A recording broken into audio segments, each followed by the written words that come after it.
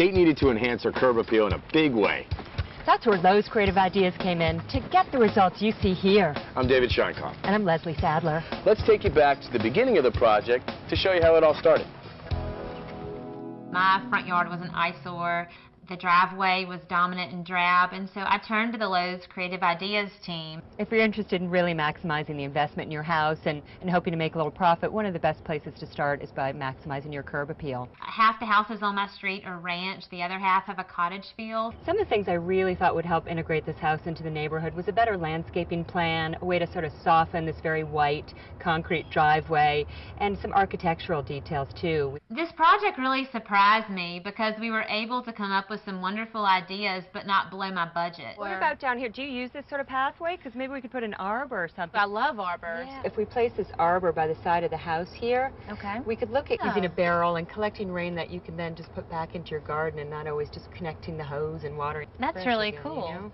Here in the South, where the droughts can be really severe, this rain chain setup is a really cool and creative idea to get the most out of the rain that we do get. Plus, having a fiberglass barrel that's lightweight makes moving it a breeze. Once Kate and I started talking about what we needed to do here, I brought in Scott, who's our landscape guru on our team. We got some organic choice topsoil and some organic potting mix. The plants really just love it. I mean, you've got to give the plants some nutrients. Chemical herbicides can do the trick, but there are other alternatives to help Kate avoid constant weeding. That's right, David. You know, it was so important for Kate that we really keep it green out here. So we started with this landscape fabric, and then we layered organic soil and mulch on top of it. I'm so happy to tell you there's not a single chemical in Kate's garden. Oh, that's great. That composite edging, that Timberwolf product, that's new to me. What's this actually made of? It's made out of recycled wood and plastic, and this is a great product. It's easy to install, a homeowner can do it, and it cuts down on maintenance too. This area that's really bugging me, and I wondered if there's an opportunity to soften this initial view. Yeah, I wouldn't want to use anything tall because it would Yeah. just block the whole front of the house. So it would be nice to maybe find a specimen shrub or a small tree, one of the lace leaf Japanese maples. The water feature idea we were talking about, here's kind of the idea to help you picture it a little bit better. David, come take a look at the fountain we created. What do you think? This is really great. Isn't that cool? Such a nice alternative to the prefab fountains you can find, you know? We thought so, and the neat thing is anybody can make this because the plans are online. The trick is you want to pick a really pretty pot like this and think about matching it with the plantings and surroundings.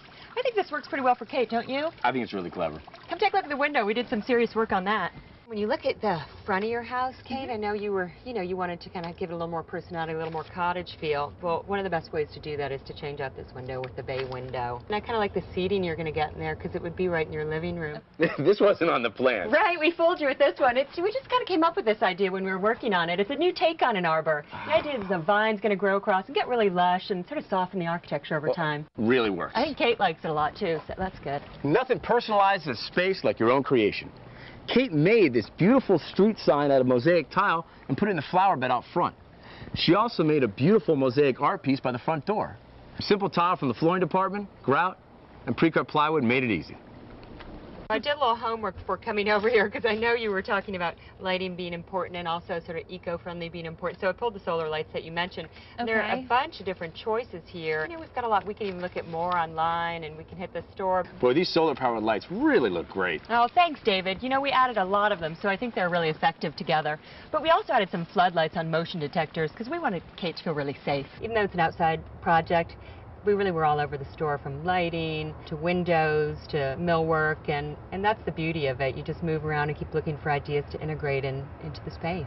That's really the fun of shopping at Lowe's for these projects. By adding curb appeal, Kate's front yard and driveway became beautiful and welcoming. It's not only eco-friendly, but the changes we've made here have really enhanced the value of her home.